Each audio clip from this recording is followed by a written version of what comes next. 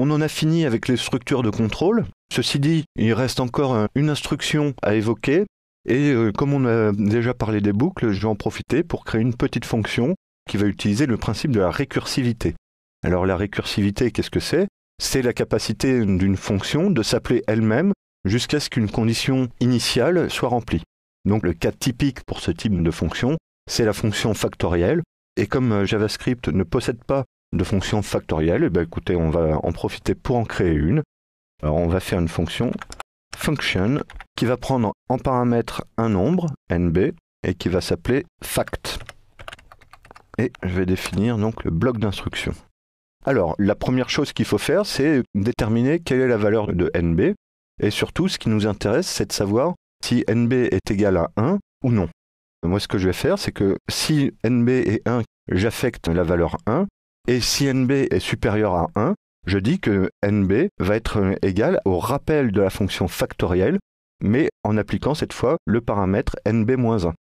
Je vais mettre donc un if i est supérieur ou égal à 1, alors je vais demander à ma fonction de renvoyer la valeur 1, qui est la valeur de factoriel 1.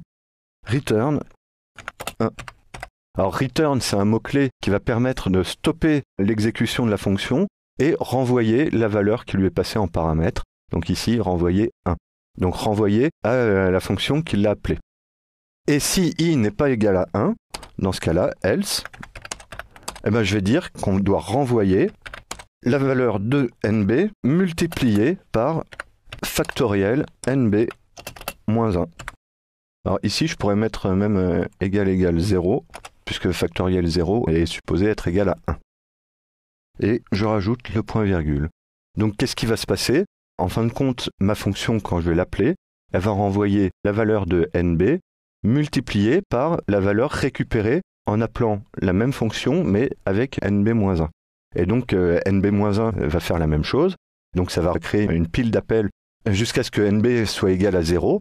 Et quand nb sera égal à 0, ça va renvoyer 1 à la fonction qui aura été appelée avec comme paramètre 1, qui ensuite va multiplier par la valeur précédente, etc. Et là, on va remonter en multipliant à chaque fois par la valeur que l'on a trouvée.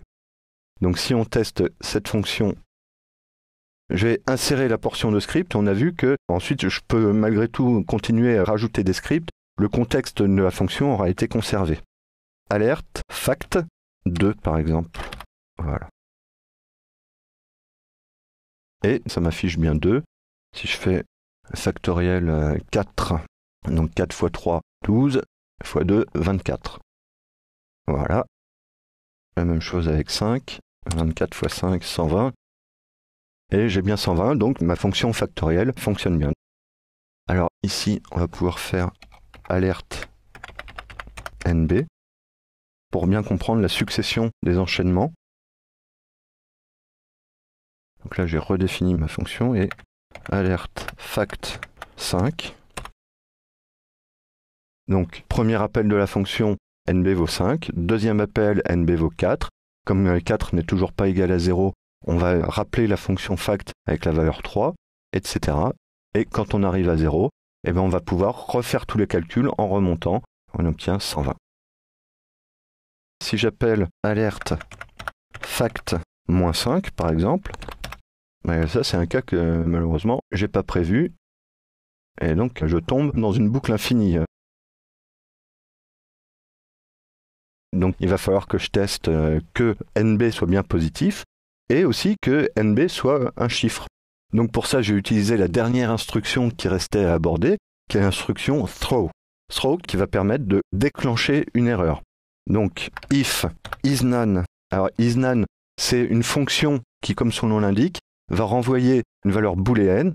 Donc isNone, est-ce que c'est not a number ou pas?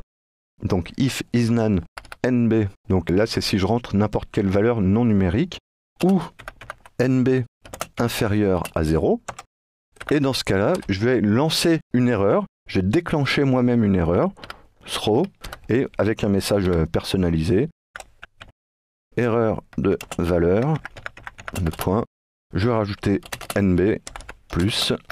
Alors je vous rappelle que pour insérer une apostrophe dans le texte, il faut l'échapper avec un anti-slash, n'est pas un nombre entier positif. Alors, j'ai pas testé d'ailleurs s'il y a un T entier, donc il va falloir que je le fasse aussi. Donc, une solution assez classique, c'est de vérifier si sa partie entière est égale au nombre lui-même. Donc, pour cela, on va utiliser l'objet mat de JavaScript et on va demander si mat.round, et là, on passe en paramètre nb, est not égal nb. Et dans tous ces cas-là, si nb n'est pas une valeur numérique, si nb est inférieur à 0, ou si l'arrondi de nb est différent de nb lui-même, donc s'il n'est pas entier, dans ce cas-là, on envoie une erreur. Throw, ça permet de générer une erreur, en particulier une erreur que l'on pourra récupérer par la suite sur un bloc try-catch. Et donc si je mets cette fonction dans ma page de test, insérer, alerte par exemple fact 5, j'obtiens bien 120. Si je passe la chaîne de caractères 5, j'obtiens bien 120. Si je passe 5.2, alors les virgules, en règle générale en informatique, ce sont les points, hein. Là, j'ai une erreur, et donc uncode exception, erreur de valeur, 5,2 n'est pas un entier positif. Si je rentre une lettre ou du texte, il m'envoie aussi une erreur. Donc vous voyez, en JavaScript, certaines choses peuvent se faire en très peu de lignes de code. Si j'enlève la partie détection des erreurs, c'est une seule ligne pour la fonction factorielle. Mais au final, il y a beaucoup de traitements derrière, puisque c'est une fonction récursive, donc elle sera appelée autant de fois que la valeur de NB. Donc ce n'est pas nécessairement la méthode la plus optimisée, mais elle est particulièrement simple, et pour des valeurs relativement faibles de NB, ça sera tout à fait satisfaisant.